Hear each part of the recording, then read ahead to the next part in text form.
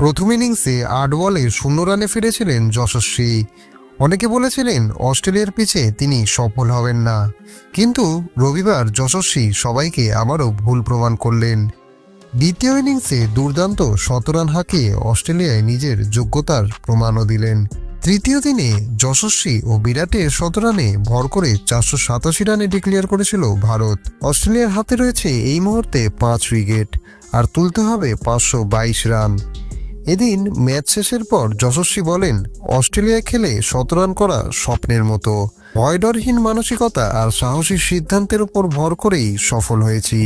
রাহুল ভাইয়ের পরামর্শ খুব কাজে লেগেছে। ছোট ছোট লক্ষ্য নিয়ে খেলেছি। বিরাট ভাইয়ের ইনিংসও সামনাসামনি দেখে অনেকটাই শিখলাম। ভারত এই মুহূর্তে জয়ের খুব কাছাকাছি। যশস্বীর ইনিংস শুধু ভারতকেই নয়, মুগ্ধ করেছে গোটা ক্রিকেট বিশ্বকেই। ক্রিকেট সম্পর্কিত বিভিন্ন আপডেট পাওয়ার জন্য চ্যানেলটিকে অতি অবশ্যই সাবস্ক্রাইব করে রাখুন।